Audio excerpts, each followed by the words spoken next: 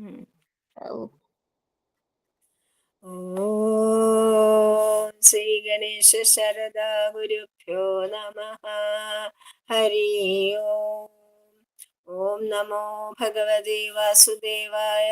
ഓം നമോ നാരായണായ. ഓം ശ്രീകൃഷ്ണ പരമാത്മനേ നമഃ.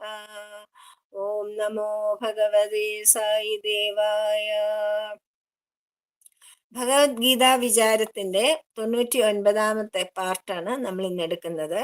ഗുണത്രയ വിഭാഗ യോഗം, അതിലെ 3ാമത്തെ ശ്ലോകം ആണ് നമ്മുടെ ഇന്നത്തെ ചർച്ചാ വിഷയം. മൂകം കരോതി വാചാലം പങ്കും ലംഘയതേ ഗിരിം യത്കൃപാതമഹം വന്ദേ പരമാനന്ദമാധവം. സർവത്ര ഗോവിന്ദ നാമ സങ്കീർത്തനം. ഗോവിന്ദ ഗോവിന്ദ. 3ാമത്തെ ശ്ലോകം. ഭഗവാൻ ഇങ്ങനെ പിന്നെ ഭഗവാനിൽ തന്നെ ആവിർഭവിച്ചു മറയുന്നു എന്നുള്ളതാണ് കഴിഞ്ഞ ശ്ലോകത്തിൽ പറഞ്ഞത്. പ്രകൃതി ഗുണങ്ങളെ കൊണ്ടാണ് ഈ പ്രപഞ്ചം നിർമ്മിക്കപ്പെട്ടിരിക്കുന്നത്. പ്രകൃതി ഗുണങ്ങൾ എന്ന് വെച്ചാൽ സത്ത്, രജസ്, തമസ്. ഈ 3 ഗുണങ്ങൾ മാറി മാറി തിരിച്ചും മറിച്ചും തിരിച്ചിട്ടിട്ടാണ് ഈ മായാപ്രപഞ്ചം ഉണ്ടെന്ന് നമുക്ക് തോന്നുന്നത്. അത് ഭഗവാനിൽ തന്നെ വന്ന് ഭഗവാനിൽ നിന്ന് വരുന്നു, ഭഗവാനിലേക്ക് തിരിച്ചു പോകുന്നു. അപ്പം അടുത്തത് ഭഗവാൻ അതിനെ കുറച്ചും കൂടെ വിസ്തരിച്ച് പറഞ്ഞു തരികയാണ്. വിശ്വരൂപ ദർശനം ഉണ്ടായിരുന്നല്ലോ അർജുനന്. അപ്പൊ ആ വിശ്വരൂപന്റെ ദർശനത്തിന്റെ നില, അതിനെ ആസ്പദമാക്കിക്കൊണ്ട് ഈ ഗുണത്രയങ്ങളെ പറ്റി ഭഗവാൻ പറയാനാണ് പോകുന്നത്. മമയോനിർമഹദ് ബ്രഹ്മ തസ്മിൻ ഗർഭം ദദാമ്യഹം സംഭവ സർവഭൂതാനാം തതോ ഭവതി ഭാരത. ഭാരത എന്നാണ് വിളിക്കുന്നത്. അർജുനന് ഭാരത എന്നുള്ള പേര് വിളിക്കുകയാണ്. ഭാരതത്തിന്റെ പുത്രൻ, അതായത് അല്ലയോ അർജുന. അതായത് ഈ ആധ്യാത്മ ജ്ഞാനം നല്ലപോലെയുള്ള കർമ്മയോഗ ഭൂമിയാണ്. കർമ്മയോഗ ത്യാഗ ഭൂമി, യോഗഭൂമി, യാഗഭൂമി എന്നൊക്കെ പറയുന്ന ഭാരതത്തിന്റെ പുത്രനാണ് നീ എന്ന് വീണ്ടും ഓർമ്മിപ്പിക്കുകയാണ്. അതെന്തിനാ വെച്ചാൽ അർജുനനെ ഉത്തേജിപ്പിക്കുവാനാണ്. അർജുനനെ ഓരോ നല്ല പേരുകളൊക്കെ വിളിച്ച് അർജുനന്റെ ആ ഒരു മഹത്വമായ പൈതൃകത്തെ പറ്റി ഓർമ്മിപ്പിക്കുകയാണ് ഭഗവാൻ ചെയ്യുന്നത്, ഓരോ പേര് വിളിക്കുമ്പോഴും. അപ്പൊ ഇവിടെ ഭാരത എന്നാണ് അർജുനനെ സംബോധന ചെയ്യുന്നത്. മമയോനി, മയോനി എന്ന് വെച്ചാൽ യോനിൽ നിന്നാണല്ലോ പ്രസവം ഉണ്ടാവുന്നത്, ജനനം ഉണ്ടാവുന്നത്. അപ്പം ഭഗവാൻ പറഞ്ഞ വിശ്വപ്രാണനായ ഉൽപ്പത്തി സ്ഥാനമാണ് യോനി. അപ്പം വിശ്വപ്രാണനായ എൻ്റെ ഉൽപ്പത്തി സ്ഥാനം മഹത് ബ്രഹ്മ, എല്ലായിടത്തും നിറഞ്ഞു നിൽക്കുന്നു. ആ നിറഞ്ഞു നിൽക്കുന്ന പരബ്രഹ്മം തന്നെയാണ് അഹം, ഞാനാണ് വിശ്വപ്രാണനായത്. തസ്മിൻ, ആ ബ്രഹ്മത്തിൽ ഗർഭം ദധാമി, ഞാൻ ആ ഗർഭത്തിൽ പ്രവേശിക്കുന്നു. ബീജം എന്ന പോലെ, ഗർഭത്തിൽ ബീജാവാപം ചെയ്യുന്നത് പോലെ ഭഗവാൻ പരബ്രഹ്മം തന്നെയാണ് ബീജാവാപം ചെയ്യുന്നത്. ആ ബീജരൂപനായ എന്നിൽ നിന്നാണ് സർവഭൂതങ്ങളും, ചരങ്ങൾ മാത്രമല്ല അചരങ്ങളും, അതായത് പ്രപഞ്ചം മുഴുവനും ജനിക്കുന്നതും പ്രപഞ്ച ഘടകങ്ങളെല്ലാം ഉണ്ടാകുന്നതും ആവിർഭവിക്കുന്നതും ഉണ്ടാകുന്നു. അതെ, അല്ലയോ അർജുന, വിശ്വപ്രാണനായ എൻ്റെ ഉൽപ്പത്തി സ്ഥാനം എങ്ങും നിറഞ്ഞു നിൽക്കുന്ന പരബ്രഹ്മം തന്നെയാണ് ഉൽപ്പത്തി. പരബ്രഹ്മം തന്നെയാണ് എല്ലാവരെയും പോഷിപ്പിക്കുന്നത്. ഈ പരബ്രഹ്മത്തിലേക്ക് തന്നെയാണ് എല്ലാവരും ചെന്ന് ലയിക്കുന്നതും. ചരാചരങ്ങളും പ്രപഞ്ചം മുഴുവൻ വിശ്വപ്രാണനായ ഞാൻ ആ ബ്രഹ്മത്തിൽ ഗർഭത്തിൽ ബീജമെന്ന പോലെ വർത്തിക്കുന്നു. ആ ബീജരൂപനായ എന്നിൽ നിന്നും ചരാചരങ്ങളായ പ്രപഞ്ച ഘടകങ്ങളെല്ലാം ആവിർഭാവം ഉണ്ടാവുന്നു. അതായത് ഭഗവാൻ ബ്രഹ്മത്തിൽ നിന്നും നേരിട്ട് വ്യക്തമാകുന്ന ആദ്യത്തെ പ്രപഞ്ച ഘടകമാണ് വിശ്വപ്രാണൻ. സത്വബുദ്ധി, ഹിരണ്യഗർഭൻ എന്നൊക്കെ പറയുന്നത് ഈ വിശ്വപ്രാണന്മാരെയാണ്. സത്വഗുണപ്രധാനനാണ് വിശ്വപ്രാണൻ. അതായത് സത്വബുദ്ധി എന്ന് വിളിക്കാനുള്ള കാരണം സത്വഗുണത്തിനാണ് ഏറ്റവും പ്രാധാന്യമുള്ളത് എന്നതുകൊണ്ടാണ്. അതിൽ നിന്ന് സത്വഗുണപ്രധാനനായ ആവിർഭാവം, അതിൽ നിന്നും ആവിർഭവിക്കുന്നതുകൊണ്ടാണ് സത്വബുദ്ധി എന്ന് പറയുന്നത്. ഗുണഘടന വിവരിക്കുമ്പോൾ ഭഗവാൻ ഗുണാവിർഭാവത്തെ എങ്ങനെ പറയുകയാണ്.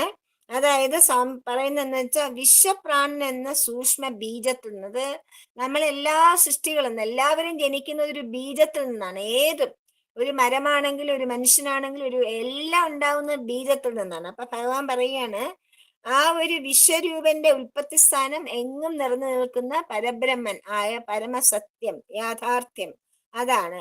ആ ബ്രഹ്മത്തിൽ ഗർഭപാത്രത്തിൽ ശിശുവിന് രൂപം നൽകുന്ന ബീജം സ്ഥിതി ചെയ്യുന്നത് പോലെ വിശ്വരൂപൻ സ്ഥിതി ചെയ്യുന്നു. വിശ്വപ്രാണൻ എന്ന സൂക്ഷ്മ ബീജത്തിൽ നിന്നാണ് പ്രപഞ്ചം എന്ന ശിശു ആവിർഭവിക്കുന്നതെന്ന് താല്പര്യം.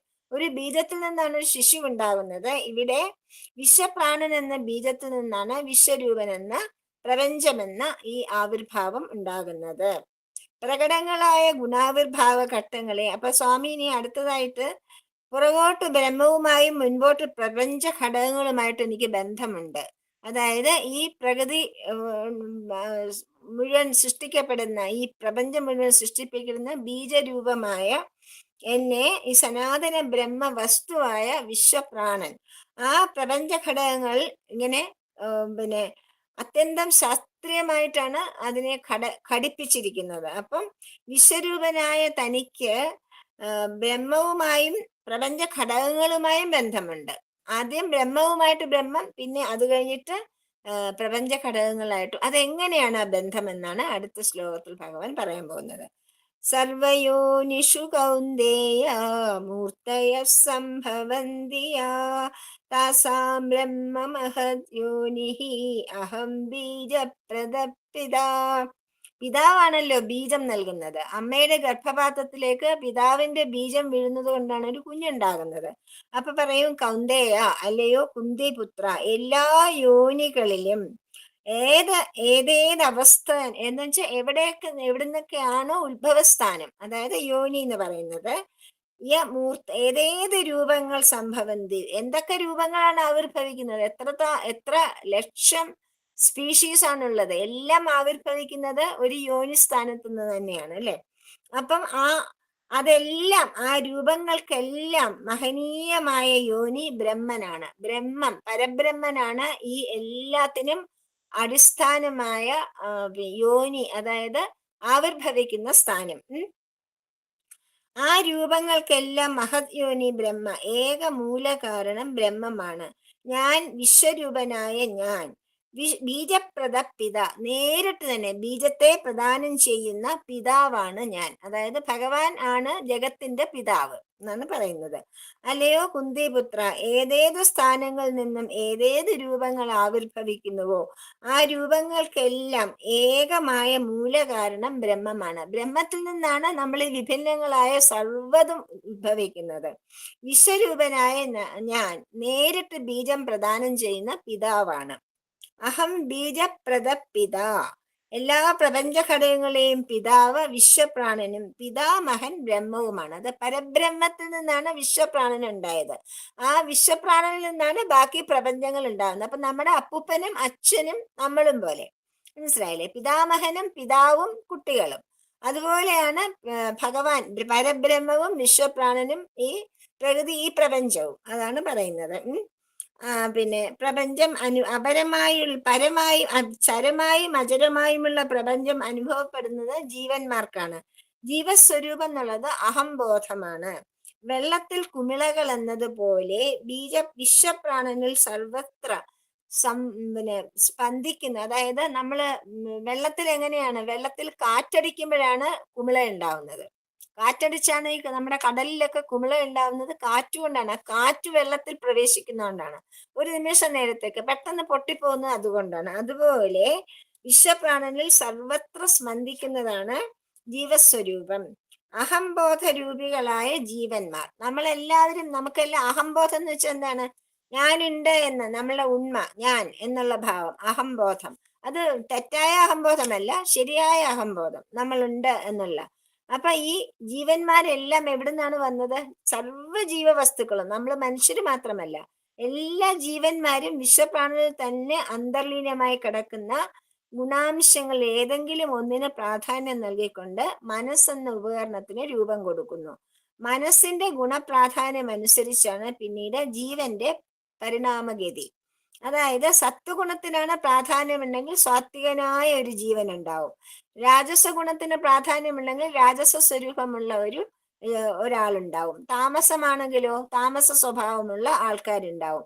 അങ്ങനെ ജീവികളിലെ ബീജമായി വർത്തിക്കുന്ന അഹംബോധം, അതിന്റെ പിതാവ് വിശ്വപ്രാണനാണ്. അതുകൊണ്ടാണ് അഹം ബീജപ്രദ പിതാ എന്ന് പറഞ്ഞത്. ഞാൻ തന്നെയാണ് ബീജം പ്രദാനം ചെയ്യുന്ന പിതാവാണ്. അതുകൊണ്ടാണ് ഈ പ്രപഞ്ചത്തിന് ബീജം പ്രദാനം ചെയ്യുന്ന പിതാവ് ഞാൻ തന്നെയാണ് എന്ന് പറയുന്നത്. അഹംബോധത്തിന് തമസ്സിൽ ലയിക്കാൻ കഴിയുമെന്നുള്ളതിന് വ്യക്തമായ അഹംബോധമുള്ള ജീവികളുടെ ഉറക്കം.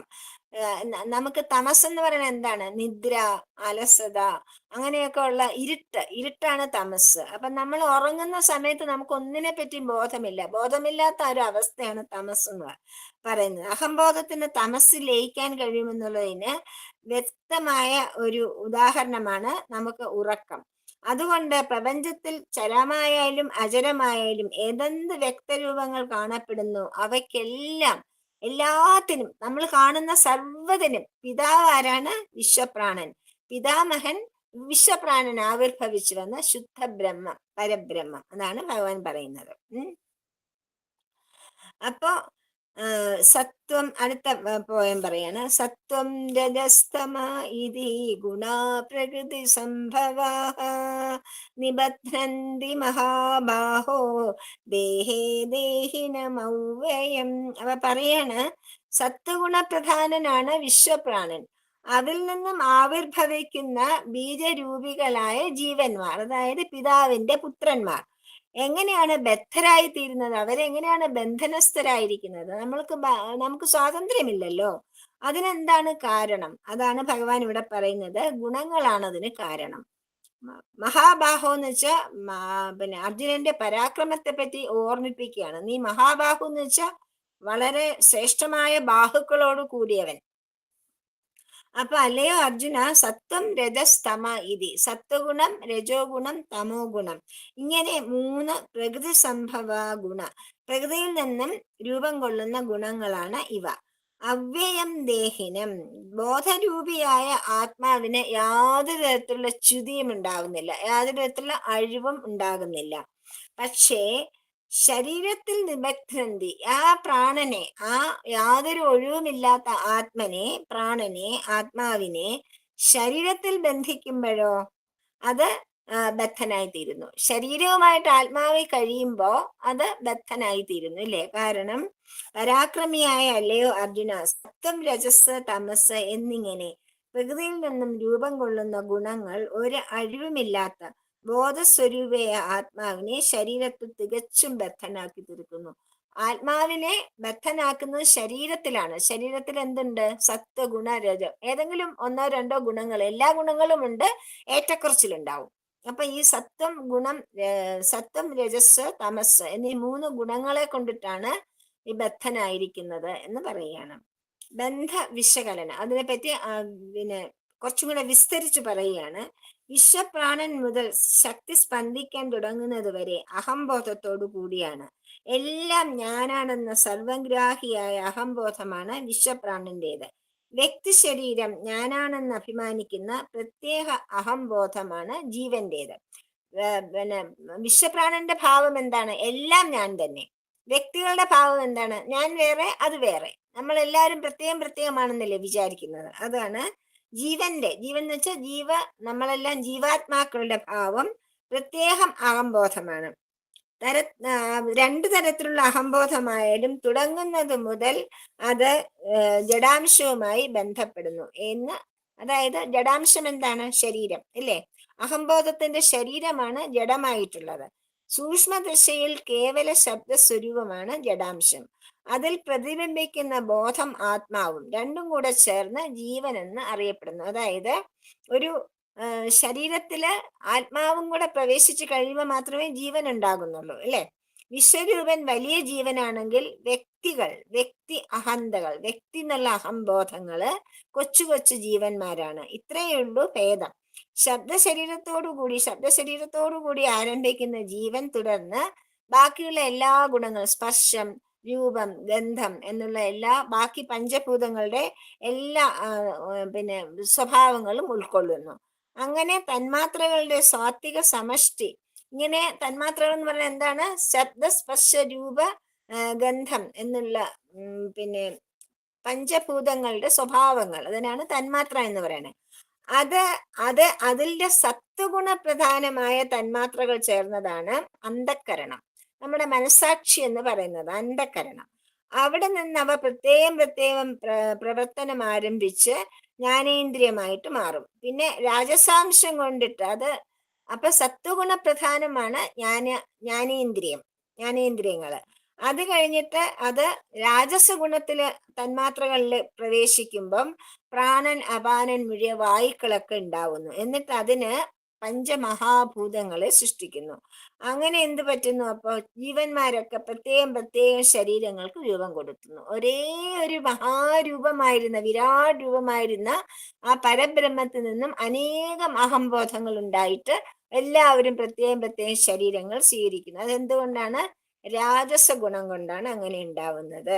എന്തായാലും അഹംബോധത്തിൽ തന്നെയാണ് ദേഹം ആരംഭിക്കുന്നത്. അവിടെ നിന്നും അഹംബോധത്തിലെ ബോധപ്രതിബിംബം ഞാൻ ശരീരമാണ് എന്ന് അതായത് ഈ അഹംബോധം എന്ന് പറഞ്ഞാൽ ഭഗവാൻ പരബ്രഹ്മത്തിന്റെ ബോധം തന്നെയാണ്. അത് ആത്മനായി നമ്മളിൽ പ്രവേശിച്ചു കഴിയുമ്പോൾ പ്രത്യേകം പ്രത്യേകം ശരീരം എടുത്തു കഴിയുമ്പം ഓരോരുത്തർക്കും ഞാൻ പ്രത്യേകമാണ് എന്നുള്ള ബോധം ഉണ്ടാകുന്നു.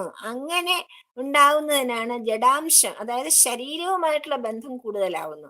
ആത്മനുമായിട്ടുള്ള അന്ധക്കരണവുമായിട്ടുള്ള ബന്ധം കുറച്ചുകൊണ്ട് ശരീരവുമായിട്ടുള്ള ബന്ധം കൂടി അതുമായിട്ട് താതാത്മ്യം പ്രാപിക്കുന്നു. അപ്പം നമ്മൾ ഓരോരുത്തരും വിചാരിക്കുന്നു ഞാൻ ഈ ശരീരമാണ്, ആത്മനാണെന്നൊന്നും നമ്മൾ വിചാരിക്കുന്നില്ല. ഞാനും നമ്മളും ഒക്കെ ഒരേ ആത്മാക്കളാണെന്ന് നമ്മൾ വിചാരിക്കുന്നില്ല. നമ്മൾ ഓരോരുത്തരും പ്രത്യേകം പ്രത്യേകം വ്യക്തികളാണ്, പ്രത്യേകം പ്രത്യേകം രൂപങ്ങളും നാമങ്ങളും ഒക്കെ ആണെന്ന് നമ്മൾ അങ്ങ് തെറ്റിദ്ധരിക്കുന്നു. മനസ്സിലായില്ലേ? ഇതിനാണ് ഗുണബന്ധം എന്ന് പറയുന്നത്. അപ്പൊ പ്രകൃതിയുടെ വ്യക്തിരൂപങ്ങളാണ് ഗുണങ്ങൾ. ബോധപ്രതിബിംബമായ ജീവൻ ഗുണങ്ങളെ കൈവെടിയുമെങ്കിൽ അതുതന്നെയാണ് പ്രകൃതിയുടെ മോക്ഷം. മോക്ഷം എന്ന് പറയുന്നത് എപ്പോഴാണ്? ഈ ഭാവം മാറിയിട്ട് ഗുണങ്ങളെ ഉപേക്ഷിച്ചുകൊണ്ട് നിർഗുണനായി നിർവികൽപ്പ സമാധിയിലെത്തുന്ന അവസ്ഥയിൽ നമ്മൾ പ്രവേശിക്കുമ്പോൾ നമുക്ക് ആ ഒരു ഭാവം മാറിപ്പോകുന്നു. അഹംബോധമൊക്കെ നമുക്ക് പൂർണ്ണമായിട്ട് നഷ്ടമാകുന്നു. അപ്പൊ നമ്മൾക്ക് ഈ ശരീരം ഞാനല്ല, ഞാൻ ഭഗവാൻ തന്നെയാണ്, നീനും ഞാനും ഒന്നാണ് എന്നുള്ള ബോധം ഉണ്ടാകുന്നു. അപ്പം ഗുണബന്ധനമാണ് ദേഹബന്ധമെങ്കിൽ ദേഹത്തിൽ എന്തിനാണ് ഈ പ്രവർത്തനങ്ങൾ എങ്ങനെ വേർതിരിക്കാൻ കഴിയും എന്നാണ് അർജുനൻ ചോദിക്കുന്നത്. അപ്പൊ ഭഗവാൻ അതിന് ഉത്തരം പറയുകയാണ്. എന്താണ് ചോദിക്കുന്നത്? ഗുണബന്ധം കൊണ്ടാണ് ദേഹബന്ധം ഉണ്ടായത്, ഇല്ലേ? സത്വരജസ്തമോ ഗുണങ്ങളുടെ. അപ്പൊ ഞാൻ എന്നുള്ള ഭാവം നമുക്കുണ്ടായത്, ഞാൻ ശരീരമാണ് എന്നുള്ള ബോധം നമുക്കുണ്ടായത് ഗുണം കൊണ്ടാണ്, ഗുണങ്ങളുടെ ബന്ധം കൊണ്ടാണ്. അങ്ങനെയാണെങ്കിൽ പിന്നെ ഈ പ്രവർത്തനങ്ങൾ എങ്ങനെ വേർതിരിക്കാൻ പറ്റും? സത്വഗുണം എങ്ങനെ, രജോ ഗുണം എങ്ങനെ, തമോ ഗുണം, അതിനെ വേർതിരിച്ച് എങ്ങനെ കാണാൻ പറ്റും എന്നാണ് അർജുനന്റെ ചോദ്യം. അപ്പം ഭഗവാൻ അതിന് ഉത്തരം പറയുകയാണ്. തത്ര സത്വം നിർമ്മലാത് പ്രകാശകമനാമയം സുഖസംഗേന ബധ്നാതി ജ്ഞാനസംഗേന ചാനഘ. അനഘ എന്നാണ് വിളിക്കുന്നത് ഇവിടെ. അനഘ എന്ന് വെച്ചാൽ എന്താണ്?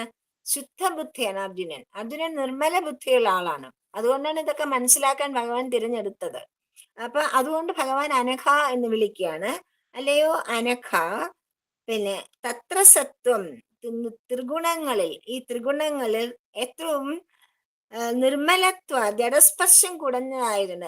അതിലേറ്റവും നല്ലത്, ജഡസ്പർശം കുറഞ്ഞിരിക്കുന്നത് സത്വഗുണത്തിനാണ്. അപ്പൊ അതുകൊണ്ട് അത് വളരെ പ്രകാശകമാണ്. ആത്മജ്യോതിസ് കൂടുതൽ പ്രതിഫലിപ്പിക്കാൻ സത്വഗുണത്തിന് പറ്റും. അനാമയമാണ്. അതുകൊണ്ട് ആമയെന്ന് വെച്ചാൽ ദുഃഖം. ആമയങ്ങൾ അകറ്റണേ നമ്മൾ പ്രാർത്ഥിക്കാറില്ലേ? ആമയെന്ന് വെച്ചാൽ ദുഃഖം, അനാമയെന്ന് വെച്ചാൽ ദുഃഖമില്ലാത്തതായ അവസ്ഥ. അപ്പോഴ് ആത്മജ്യോതിസ് കൂടുതൽ പ്രതിഫലിക്കുന്നതും അനാമയം ദുഃഖഛായ കലരാത്തതും സത്വഗുണം സുഖസംഗേന ആത്മസുഖം നിരന്തരം കൂടുതൽ കൂടുതൽ അനുഭവിക്കണമെന്നുള്ള ആഗ്രഹം കൊണ്ട്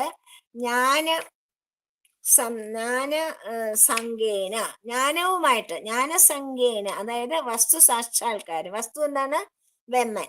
ആ ബ്രഹ്മനെ സാക്ഷാത്കരിക്കുവാനുള്ള ജ്ഞാനം നേടുവാനായിട്ട് ശ്രമിക്കുന്നു. സത്വഗുണപ്രധാനമായിട്ടുള്ള ജീവന്മാർ, സത്വഗുണപ്രധാനികളായ ജീവന്മാർക്ക് ജ്ഞാനവുമായിട്ട് സംഘം പറ്റിട്ട് പൂർണ്ണബോധം ഭഗവാൻ തന്നെയാണെന്നുള്ള ആ ജ്ഞാനത്തിലേക്ക് പ്രവേശിക്കുവാനായിട്ട് അവർ ആഗ്രഹം കൊണ്ടു. അതുകൊണ്ട് ആ ആഗ്രഹമാണ് നമ്മളെ ബന്ധിക്കുന്നത്. ശരീരവുമായിട്ട്. സത്വഗുണമാണെങ്കിലും നല്ല ആഗ്രഹമാണെങ്കിലും അതും ബന്ധനം തന്നെയാണ്. അപ്പം കാഞ്ചനക്കൂട്ടിലാണെങ്കിലും ബന്ധനം ബന്ധനം തന്നെയെന്ന് പറയില്ലേ നമ്മുടെ.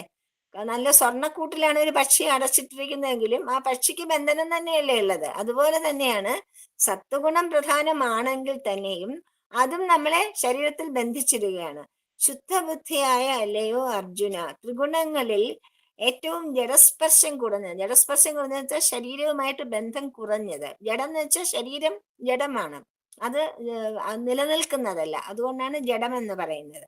അതിന് ആത്മജ്യോതിസ് കൂടുതൽ പ്രതിഫലിപ്പിക്കുന്നതും ദുഃഖഛായ കഴാത്തതുമായ സത്വഗുണം ആത്മസുഖം നിരന്തരം കൂടുതൽ അനുഭവിക്കണമെന്നുള്ള ആഗ്രഹം കൊണ്ട് വസ്തു സാക്ഷാത്കാരം, അതായത് പരബ്രഹ്മനെ അറിയണം, ഈശ്വര സാക്ഷാത്കാരത്തിനാണ് ഇവിടെ വസ്തു സാക്ഷാത്കാരം. നമ്മൾ പല പ്രാവശ്യം പറഞ്ഞു, വസ്തു ബോധം എന്നൊക്കെ പറയുന്നത് ഈശ്വരനെ തന്നെയാണ്. ഈശ്വര സാക്ഷാത്കാരം പൂർണ്ണമാക്കണം എന്നുള്ള ആഗ്രഹം, ആ ആഗ്രഹം കൊണ്ട് ഈ ശരീരവുമായിട്ട് ജീവനെ ബന്ധിക്കപ്പെടുന്നു. മനസ്സിലായില്ലേ? ആഗ്രഹമുള്ളത് കൊണ്ട്. സത്വഗുണം എങ്ങനെയാണ് പ്രവർത്തിക്കുന്നത്? അനഘ എന്ന സംബോധന കൊണ്ട് താൻ വിവരിക്കാൻ പോകുന്ന സത്വഗുണ പ്രവർത്തനം ഏതാണ്ടൊക്കെ ശുദ്ധബുദ്ധിയായ അർജുനന് അനുഭവിച്ചറിയാൻ കഴിവുണ്ടെന്നാണ് സൂചന. ശുദ്ധമായ ബുദ്ധിയുടെ ഗുണമാണ് സത്വം. ഗുണങ്ങളെ വേർതിരിച്ചറിയേണ്ട സ്ഥാനം പ്രധാനമായും അന്ധക്കരണമാണ്. അവനവന്റെ അന്ധക്കരണത്തിന്റെ ഗുണഘടന അന്തർമുഖത്വം ശീലിച്ചവർക്ക് സ്വയം അറിയാൻ കഴിയും. ബാഹ്യ ചലനങ്ങളിലൂടെ അന്ധക്കരണ സ്ഥിതി ഊഹിച്ച് മറ്റുള്ളവരുടെ അന്ധക്കരണത്തിന്റെയും ഗുണഘടന ഊഹിക്കാവുന്നതാണ്. കാമലോഭാദി വികാരങ്ങളുടെ ആധിക്യം കുറഞ്ഞ് മമതാബന്ധം ഏതാണ്ടൊക്കെ വിട്ട് ശുദ്ധമാകുന്ന അന്ധക്കരണത്തിന്റെ ഘടനയിൽ സത്വഗുണം പ്രധാനമായിട്ട് ഭവിക്കുന്നു. അതായത് രാജസ്യവും താമസികവുമായ ഗുണങ്ങളൊക്കെ ഉപേക്ഷിച്ചുകൊണ്ട് സത്വഗുണ പ്രധാനനായിട്ട് ജീവിക്കുന്ന അന്ധക്കരണം. അന്ധക്കരണം എന്ന് വെച്ചാൽ നമ്മുടെ ഉള്ളിലുള്ള ശുദ്ധബോധം, ആത്മാവ്, ആത്മൻ. അത് നമ്മൾ ശരീരത്തിൽ നമ്മൾ ഇരിക്കുന്നുവെങ്കിലും ശരീരവുമായിട്ട് ബന്ധപ്പെടാതെ ഞാൻ ആത്മനാണ് എന്ന ബോധത്തോടു കൂടി ഇരിക്കുന്ന ഒരാൾക്ക് സത്വഗുണ പ്രധാനനാണ്. അങ്ങനെ, കാരണം ബാഹ്യോന്മുഖമല്ല, അന്തർമുഖത്വമാണ് അങ്ങനെയുള്ള ആൾക്കാര് ശീലിക്കുന്നത്. അപ്പൊ അവർക്ക് അവരുടെ ഗുണങ്ങൾ എന്താണ്? നിരന്തരമായ, അവർക്കൊരു അഴുക്ക് പറ്റാത്ത കണ്ണാടി പോലെ നിർമ്മലമാണ് അവരുടെ ഭാവം. ശുദ്ധമായ കണ്ണാടിയിൽ വ്യക്തമായ നല്ലൊരു തെളിഞ്ഞ കണ്ണാടിയിൽ നമ്മുടെ പ്രതിബിംബം നല്ല തെളിമയോടെ കാണും ഇല്ലേ? അതുപോലെ തന്നെ ആത്മപ്രകാശം നല്ലതുപോലെ തെളിഞ്ഞ് അനുഭവിക്കാൻ പറ്റുന്നു. എവിടെ? സത്വഗുണമുള്ള ആത്മബോധം അന്ധക്കരണത്തിന്. ഈ സ്ഥിതിയിൽ ഞാൻ ശരീരമല്ല ആത്മാവാണ് എന്ന വസ്തുബോധം ഏറെക്കൂടെ ദൃഢപ്പെടുന്നതുകൊണ്ട് പരിതസ്ഥിതി എന്തൊക്കെ മാറി വന്നാലും ഈ ചിത്തപ്രസാദം നഷ്ടമാവുകയില്ല. അതായത് അതിന്റെ അർത്ഥം എന്താണ്? അതായത് അങ്ങനെ ഞാൻ ആത്മനാണ്, ഞാൻ വസ്തുവാണ്, വസ്തുവിന്റെ ഒരു ഭാഗമാണ് എന്നറിയുന്ന ഒരാൾക്ക്, സത്വഗുണ പ്രധാനനായ ഒരാൾക്ക് ഒരു പരിതസ്ഥിതിയിലും ദുഃഖവും സുഖവും ദ്വൈതഭാവങ്ങളൊന്നും അദ്ദേഹത്തെ സ്പർശിക്കുന്നില്ല. അദ്ദേഹം ദുഃഖത്തിൽ കണ്ടമാനം കരയുകയോ സുഖത്തിൽ കണ്ടമാനം ആനന്ദിക്കുകയോ ഒന്നും ചെയ്യില്ല. എപ്പോഴും ഒരേ ഭാവത്തോടെ സമഭാവനയോടുകൂടി ഇരിക്കും. അതാണ് അനാമയം എന്ന് പറയുന്നത്. ഒരു സങ്കടവും ഇല്ലാതെ അങ്ങനെ ഇരിക്കും. അങ്ങനെ ആത്മാനന്ദം കൂടുതൽ കൂടുതൽ ലഭ്യമാകണമെന്നും പക്ഷെ അവർക്ക്, അങ്ങനെയുള്ള ആൾക്കാർക്ക് എന്താണ് ആഗ്രഹം? ഈ ആത്മാനന്ദം കൂടുതൽ കൂടുതൽ അനുഭവിക്കണം. ആത്മസ്ഥിതി, ആത്മനാണ് ഞാനെന്നുള്ള ഭാവം കൂടുതൽ വ്യക്തമായിട്ട് എനിക്ക് അനുഭവിക്കണം എന്നുള്ള ആഗ്രഹം ബാക്കി വരുന്നു. ആ ഒരു ആഗ്രഹം ഉണ്ടാകുന്നു. ഈ രണ്ട് ആഗ്രഹങ്ങളാണ് സുഖസംഘവും ജ്ഞാനസംഘവും. സുഖസംഘം എന്ന് വെച്ചാൽ എന്താണ്? എനിക്ക് കൂടുതൽ ആത്മാനന്ദം അനുഭവിക്കണം. അപ്പൊ സുഖമാണല്ലോ. ആ സുഖം അനുഭവിക്കുന്നതിന് സുഖസംഘം എന്ന് പറയുന്നു. ജ്ഞാനസംഘം എന്താണ്? എനിക്ക് ആ പരമാത്മത്തിനെ പറ്റി പൂർണ്ണമായ ബോധം ഉണ്ടാവണം, ജ്ഞാനം ഉണ്ടാവണം എന്നുള്ള ആഗ്രഹം. അതിനാണ് ജ്ഞാനസംഘം. ഇവ ഉത്തമങ്ങളായ ആഗ്രഹങ്ങളല്ലേ? അപ്പൊ പിന്നെ എന്താണ് അത് ബന്ധിക്കുന്നത്? അപ്പൊ പറഞ്ഞു, ഏതു തരം ആഗ്രഹമാണെങ്കിലും ആഗ്രഹം നമ്മളെ ബന്ധനസ്ഥരാക്കുന്നു. അത് അപൂർണതയുള്ള ഒരാൾക്കാണ് ആഗ്രഹങ്ങൾ ഉള്ളത്. മനസ്സിലായില്ലേ? പൂർണ്ണനായ ഒരാൾക്ക് യാതൊരു ആഗ്രഹങ്ങളുമില്ല. എല്ലാം തികഞ്ഞ ഒരാൾക്ക് എന്ത് ആഗ്രഹമാണ് ബാക്കിയുള്ളത്? അപൂർണത അതൃപ്തിയുടെയും ലക്ഷണമാണ്. അതുകൊണ്ട് ആഗ്രഹങ്ങളെ ബന്ധനമാകുന്നു. അതുകൊണ്ടാണ് ബധ്നാതി എന്ന് ഭഗവാൻ ഇവിടെ പറഞ്ഞത്. അത് സത്വഗുണ പ്രധാനമാണെങ്കിലും ജ്ഞാനിയാണെങ്കിലും അവരെ ബന്ധിപ്പിക്കുന്നത് എന്താണ്? കൂടുതലായിട്ട് ആത്മാനന്ദവും കൂടുതൽ ആത്മബോധവും അനുഭവിക്കണമെന്നുള്ള ആഗ്രഹം. ആ ആഗ്രഹം കൊണ്ട് എത്ര സത്വഗുണ പ്രധാനനാണെങ്കിലും, എത്ര ആത്മാനന്ദം അറിയുന്ന ആളാണെങ്കിലും, ഈശ്വര സാക്ഷാത്കാരത്തിന്റെ അടുത്ത് നിൽക്കുന്ന ആളാണെങ്കിലും അവര് ബന്ധനസ്ഥരാകുന്നു എന്നാണ് ഭഗവാൻ പറയുന്നത്. അതാണ് സത്വഗുണത്തിന്റെ പ്രവർത്തനം. നീ അത് പറഞ്ഞിട്ട് സ്വാമി ഇനിയും രജോ ഗുണത്തിന്റെ പ്രവർത്തനം എങ്ങനെയെന്ന് പറയാൻ പോവാണ്. സത്വഗുണത്തിന്റെ പ്രവർത്തനം എപ്പോഴും ആത്മനിലും അന്ധകരണത്തിലും ഒക്കെ സ്ഥിതമായിട്ട് നിൽക്കുന്നതാണ്. അവിടെ സങ്കടമില്ല, സന്തോഷമില്ല, അവിടെ എപ്പോഴും പ്രസന്നതയാണ്. അവിടെ യാതൊരു തരത്തിലുള്ള ദുഃഖഭാവങ്ങളോ നെഗറ്റീവായിട്ടുള്ള ഒരു ഫീലിങ്സും ഇല്ല. അതാണ്. ഇവിടെ രജോ ഗുണത്തിലോ രജോരാഗാത്മകം വിദ്ധി തൃഷ്ണാസംഗസമുദ്ഭവം തന്നിഭ്രാതി കൗന്ദേയ കർമ്മസംഗേന ദേഹിനം. മറ്റ് ജ്ഞാനത്തിലെന്ന് പറഞ്ഞില്ലേ, ജ്ഞാനസംഗമാണ്. ഇവിടെ കർമ്മസംഗമാണ്. രജസ് പ്രധാനമായിട്ടുള്ള ആൾക്കാർ എപ്പോഴും എന്തെങ്കിലുമൊക്കെ ചെയ്തുകൊണ്ടിരിക്കണം, വെറുതെ ഇരിക്കാൻ പറ്റില്ല. രജോ ഗുണം കൂടുതലുള്ളവർക്ക്, സത്വഗുണ പ്രധാനികളായിട്ടുള്ള ആൾക്കാർക്ക് അവർക്ക് ശാന്തതയാണ്.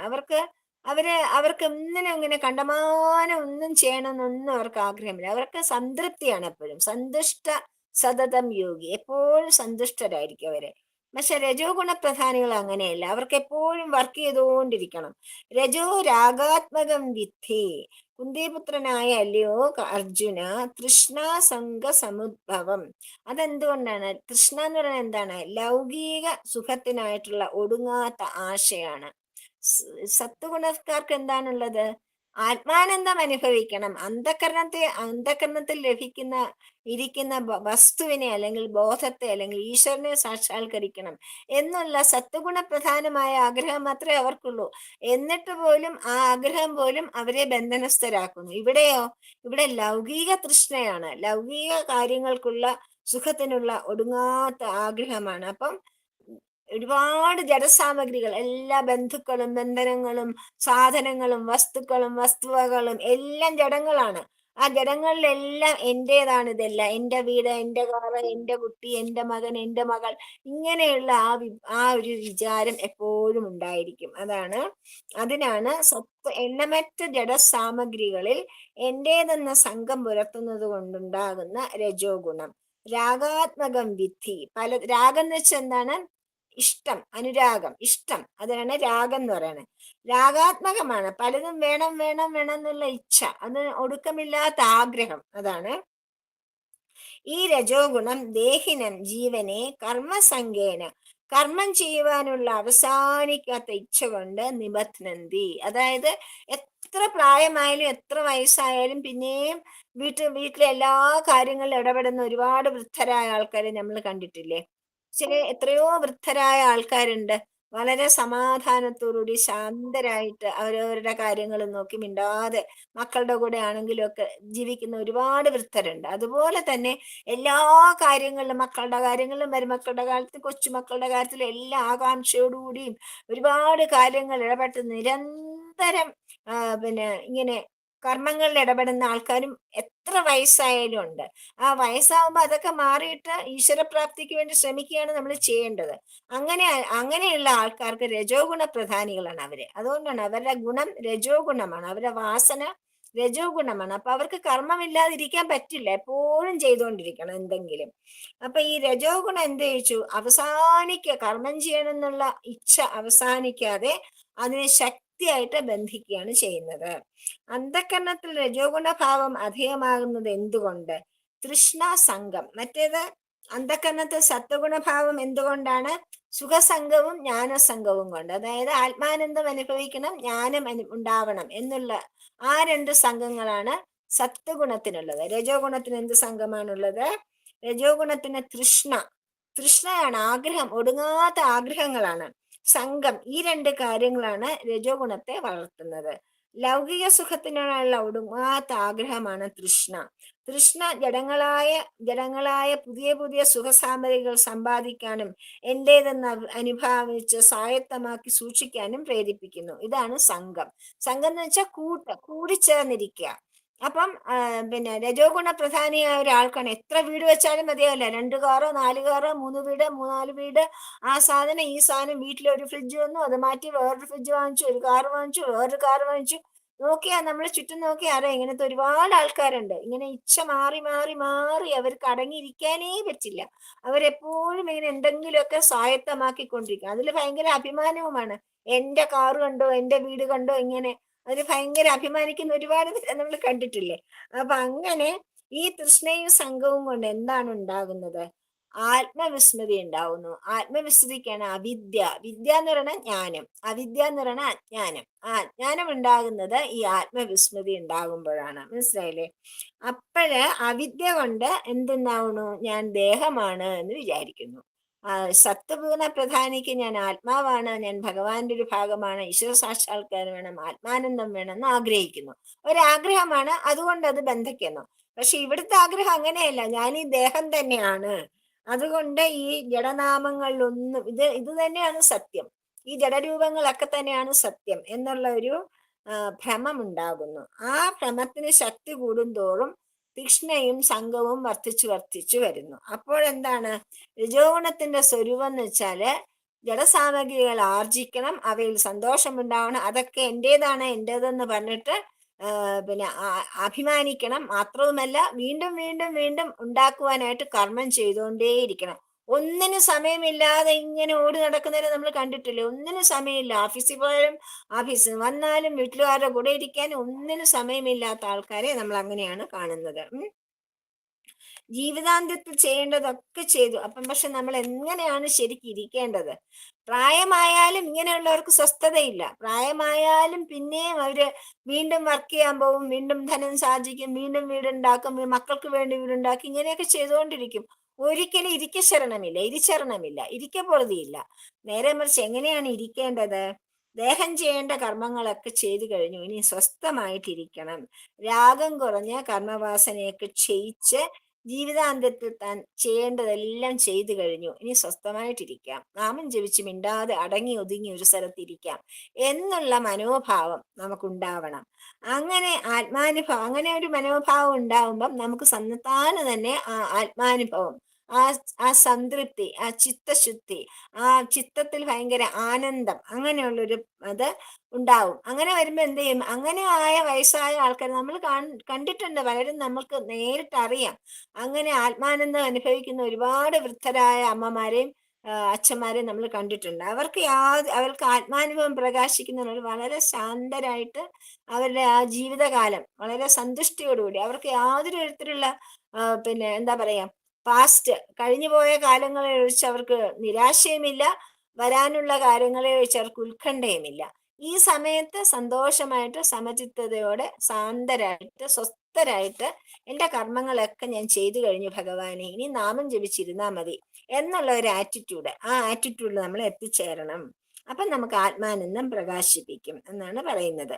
അങ്ങനെയാണ് കുന്തിദേവി ജീവിച്ചത്. അതുകൊണ്ടാണ് ഇവിടെ ഭഗവാൻ കൗന്ദേയ എന്ന് വിളിക്കുന്നത്. അങ്ങനെയുള്ള കുന്തിദേവിയുടെ പുത്രനല്ലേ നീ എന്ന് ഓർമ്മിപ്പിക്കുകയാണ്. മനസ്സിലായി? അത്ര ശ്രേഷ്ഠയായ ഒരു അമ്മയുടെ മകനാണ് നീ. അങ്ങനെയാണ് കൗന്ദേയ എന്നിവിടെ വിളിച്ചത്. ഇനി അടുത്തത് ഭഗവാൻ തമോ ഗുണ പ്രധാനം.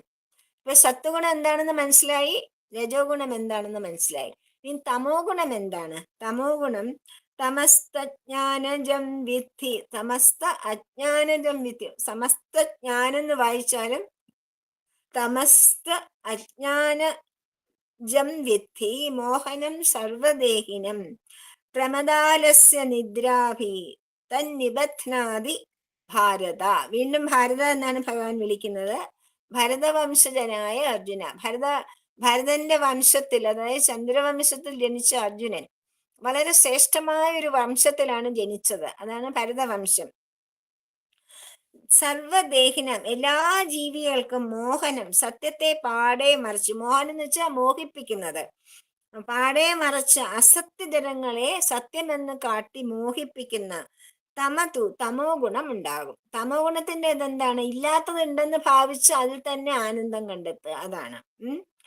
സത്യമെന്ന് കാട്ടി മോഹിപ്പിക്കുന്നു. എന്നിട്ട് അജ്ഞാനതം വിദ്ധി, അത് വസ്തുവിനെ കുറിച്ച്, വസ്തു എന്ന് വെച്ചാൽ ഭഗവാനെ കുറിച്ച്, ഈശ്വരനെ കുറിച്ച്, പരബ്രഹ്മത്തെ കുറിച്ചുള്ള ബോധമില്ലാത്തതിൽ നിന്നും ഉണ്ടാകുന്നതാണ് ആ തമോ ഗുണം. അപ്പോ പിന്നെ പ്രമാദ, ആലസ്യ, നിദ്ര. അതിൽ നിന്നുണ്ടാവുന്ന 3 ഗുണങ്ങൾ എന്തൊക്കെയാണ്? ദുർഗുണങ്ങൾ. അതായത് പ്രമാദം എന്ന് വെച്ചാൽ ഭ്രാന്ത്, ഭ്രമം കൊണ്ട് ഭ്രാന്ത് പോലെ ആവും. പ്രമാദമുണ്ടാവും, ആലസ്യമുണ്ടാവും. ഈ തമോ ഗുണപ്രധാനികളായ ആൾക്കാരെ നോക്കി അറിയാം, ഭയങ്കര ആലസ്യമാണ്, അലസതയാണ് അവർക്ക്.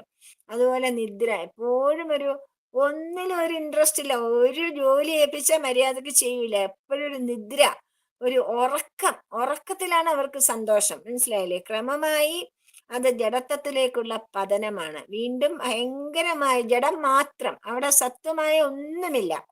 അപ്പം അലസത, പിന്നെ മനസ്സിന്റെ ലയരൂപമായി നിദ്ര എന്നിവയുള്ളാക്കി നിബദ്ധനാദി, ജീവനെ ബന്ധിക്കുന്നു. പ്രമാദവും അലസതയും നിദ്രയും കൊണ്ട് ജീവൻ ജഡവുമായിട്ട് ബന്ധിക്കപ്പെടുന്നു. ഭാരതവംശനായ അല്ലയോ അർജുന, എല്ലാ ജീവികൾക്കും സത്യത്തെ പാടെ മറച്ച് അസത്യ ജഡങ്ങളെ സത്യമെന്ന് കാട്ടി മോഹിപ്പിക്കുന്ന തമോ ഗുണമുണ്ട്. വസ്തുവിനെ കുറിച്ചുള്ള അറിവില്ലായ്മയിൽ നിന്ന് രൂപം കൊള്ളുന്നതാണ് ഈ തമോ ഗുണം. ക്രമമായി ജഡത്വത്തിലേക്കുള്ള പതനം, അലസത, മനസ്സിന്റെ ലയരൂപമായ നിദ്ര എന്നിവയുള്ളതിനെ ജീവനെ ശക്തിയായി ബന്ധിക്കുന്നു. നമ്മൾ ഉറങ്ങിക്കിടക്കുമ്പോൾ നമുക്ക് വല്ലതും അറിയാമോ? നമ്മൾ നല്ല ഇരുട്ടിലല്ലേ, നല്ല ഉറക്കത്തിൽ നമുക്ക് വല്ല ബോധമുണ്ടോ? കംപ്ലീറ്റ് ആയിട്ട് നമുക്ക് ഒരു ബോധമില്ലാത്ത അവസ്ഥ, അതാണ് നിദ്ര. തമോ ഗുണം എങ്ങനെയാണ് പ്രവർത്തിക്കുന്നത്? നമ്മളെ സത്വഗുണം എങ്ങനെയാണ് പ്രവർത്തിക്കുന്നത് കണ്ടു. എങ്ങനെയാണ് രജോ ഗുണം സംഘം ഉണ്ടാക്കുന്നത് കണ്ടു, ശരീരവുമായിട്ട്, അല്ലെ? ഇനിയിപ്പൊ തമോ ഗുണത്തിന്റെ പ്രവർത്തനം എങ്ങനെയാണെന്ന് നോക്കാം. അന്ധകരണത്തിൽ ഒരു ഗുണവും ശുദ്ധമായി ഒരിക്കലും ഉണ്ടായിരിക്കുകയില്ല. പ്രാധാന്യ ഭാവത്തെയാണ് നാം ഇവിടെ ചർച്ച ചെയ്യുന്നത്. അതായത് ഈ ത്രിഗുണങ്ങളെല്ലാം എല്ലാവരിലും ഉണ്ട്. അതില് ഒരാൾക്കും ഒരു ഗുണം മാത്രം ശ്രേഷ്ഠമായിട്ട് അങ്ങനെ ഒരു അവസ്ഥയില്ല. അതാണ് അന്ധകരണത്തിൽ ഒരു ഗുണവും ശുദ്ധമായിട്ട് ഉണ്ടാവില്ല, എല്ലാം സത്വഗുണം മാത്രം, അങ്ങനെയില്ല. അതിന്റെ ഈ തമോ ഗുണത്തിന്റെയും ഒരു രജോ ഗുണത്തിന്റെയും അനുരണനം ആ സത്വഗുണത്തിലും ഉണ്ടാവും. പക്ഷെ അതിന്റെ വീക്കായിരിക്കും, അത് വളരെ ദുർബലമായിരിക്കും, അത്രയേ ഉള്ളൂ. ഉണ്ടാവും, പക്ഷെ ദുർബലമായിരിക്കും. സത്വഗുണത്തിനായിരിക്കും പ്രാധാന്യം കൂടുതൽ, അത്രയേ ഉള്ളൂ. സത്വഗുണ പ്രധാനനായ അന്ധകരണത്തിൽ രജസ്സും തമസ്സും കുറച്ചൊക്കെ ഒളിഞ്ഞിരിപ്പുണ്ടാവും. അതുപോലെ തന്നെ മറ്റു രണ്ടിലും എല്ലാ അന്ധകരണങ്ങളിലും സത്യത്തെ മറച്ച് അസത്യജനങ്ങളെ സത്യമെന്ന് കാട്ടി മോഹിപ്പിക്കുന്നത് ആവരണപ്രിയനായ തമോ ഗുണം തന്നെയാണ്. സത്വഗുണ പ്രധാനനായ അന്ധകരണത്തിൽ ഈ മറയുടെ കട്ടി വളരെ കുറഞ്ഞിരിക്കും. രജസ്സിന് പ്രാധാന്യം കിട്ടിയാൽ ഈ മറയ്ക്ക് കട്ടി കൂടി വരും. ഞാൻ ആര്, പ്രപഞ്ചമെന്ത് എന്ന വസ്തുത ബോധമില്ലായ്മ ഈ ഇരുണ്ട മറയെ സൃഷ്ടിക്കുന്നു. ഈ മറ പൂർണ്ണമായി മാറുന്നതാണ് നിർവികൽപ്പ സമാധിയിലെ കൈവല്യപ്രാപ്തി. അതായത് സത്വഗുണത്തിലും ഒരു തിരശീല ഉണ്ട്. അതായത് ആ തിരശീല വളരെ ലോലമായ ഒരു തിരശീല, കുറച്ച് സീത്രൂ തിരശീലയാണ്. നേരെ രജോ ഗുണത്തിൽ വരുമ്പോൾ അതിന് കട്ടിയുണ്ട്, നമുക്ക് അത്രയ്ക്ക് ഇങ്ങോട്ട് കാണാൻ പറ്റില്ല. തമോ ഗുണം വരുമ്പോൾ പിന്നെ ഒന്നുമേ കാണാൻ പറ്റില്ല, ഇരുട്ടാണ്. അങ്ങനെ അത്രയ്ക്ക് കട്ടിയുള്ള ഒരു തിരശീലയായിരിക്കും. പക്ഷെ ഈ അവസ്ഥ മാറണമെങ്കിൽ നമുക്ക് നിർവികൽപ്പ സമാധി എന്നുള്ള ശ്രേഷ്ഠമായ ആത്മീയ അവസ്ഥയിൽ എത്തണം. അപ്പൊ മാത്രമേ ഈ മറകളൊക്കെ നമുക്ക് മാറി കിട്ടുള്ളൂ. അപ്പൊ ചേതന സത്യത്തെ പാടേ മറന്ന് ജഡത്വത്തിലേക്കുള്ള അന്ധകരണത്തിന്റെ ശീഘ്രമായിട്ടുള്ള ഒരു വീഴ്ചയ്ക്കാണ് പ്രമാദം എന്ന് പറയുന്നത്. അത്യന്തം ചഞ്ചലമായ മനസ്സ് പരിതസ്ഥിതികൾ പോലും മറന്ന് കൂടെ കാമക്രോധാദി വികാരങ്ങൾക്ക് രൂക്ഷമായി വഴങ്ങുന്നതാണ് അതിന്റെ ലക്ഷണം. പ്രമാദം നമ്മൾ പറയാറില്ലേ, ഒരുപാട് ദേഷ്യപ്പെടുകയും കോപിഷ്ഠരാവുകയൊക്കെ ചെയ്യുന്നത് എന്തൊരു ഭ്രാന്താണെന്ന് നമ്മൾ ചോദിക്കാറില്ലേ? പ്രമാദം അതിനാണ്. പ്രമാദത്തിന്റെ വാക്ക് തന്നെയാണ് ഭ്രമം അല്ലെങ്കിൽ ഭ്രാന്ത് എന്നൊക്കെ നമ്മൾ പറയുന്നത്. അപ്പോ അങ്ങനെ പതിക്കുന്ന അന്ധകരണം ബുദ്ധിഭ്രമം, അലസത, നിദ്ര എന്നിവയ്ക്ക് വശംവദരായി ഭവിക്കുന്നു. ഭൗതികതയുടെ അതിപ്രസരം സംഭവിച്ചു കഴിഞ്ഞിരിക്കുന്ന ആധുനിക ലോകത്ത് ഈ ഭൗതിക വിജ്ഞാനം നേടിയതിൽ തന്നെ ഈ രജോ ഗുണത്തിന്റെയും തമോ ഗുണത്തിന്റെയും ശക്തിയായ പ്രവർത്തനം നമ്മുടെ ചുറ്റും നമുക്ക് നന്നായിട്ട് കാണാൻ പറ്റും. നമുക്ക് സത്വഗുണ പ്രധാനരായ ആൾക്കാർ വളരെ കുറവാണ് ഇപ്പോ. നമ്മുടെ ചുറ്റും നമ്മൾ കാണുന്നത് മുഴുവൻ കൂടുതലും രജോ ഗുണ പ്രധാനവും സമോ ഗുണ പ്രധാനരുമായിട്ടുള്ള ആൾക്കാരെയാണ്.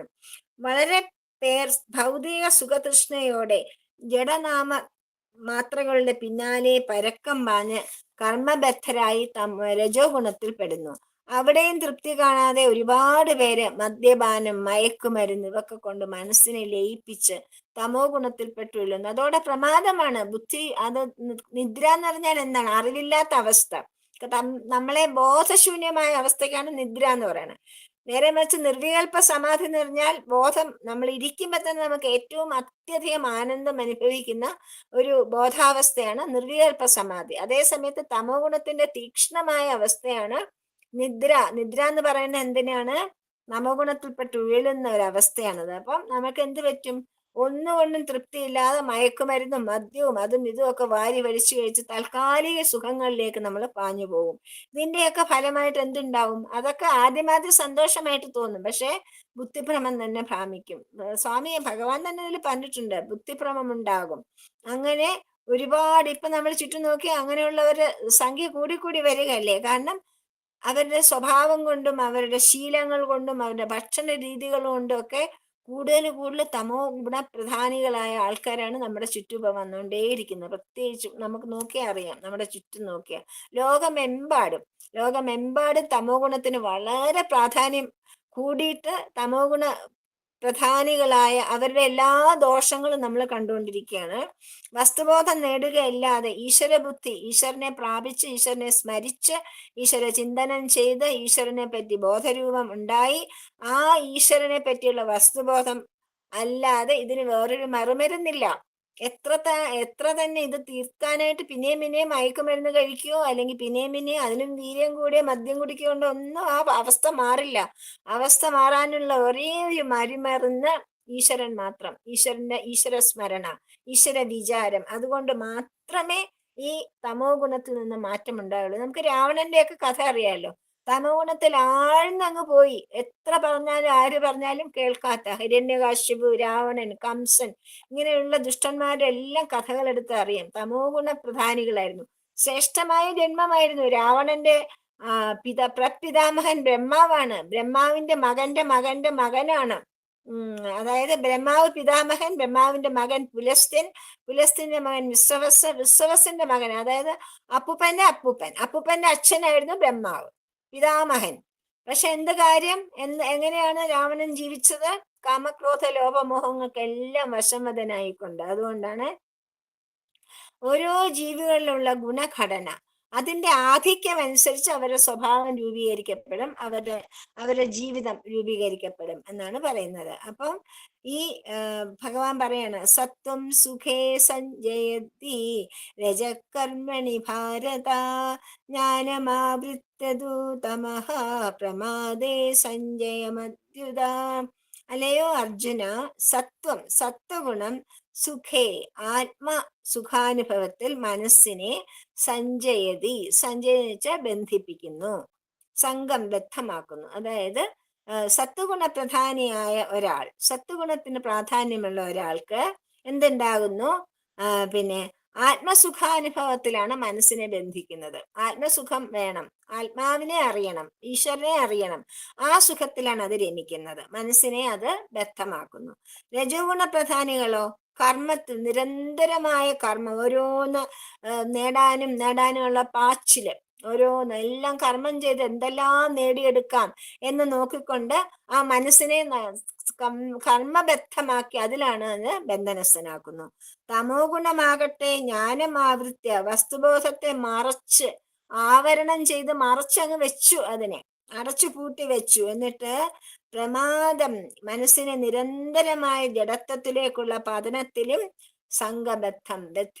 ബന്ധിക്കുന്നു. അതായത് ഒരു ബോധവുമില്ലാത്ത ഒരു പ്രമാദ അവസ്ഥയിലേക്ക് പോകുന്നു. സത്വഗുണം ആത്മസുഖാനുഭവത്തിൽ മനസ്സിനെ സംഘബദ്ധമാക്കുന്നു. രജോ ഗുണം നിരന്തരമായ കർമാനുഷ്ഠാനത്തിൽ മനസ്സിനെ സംഘബദ്ധമാക്കുന്നു.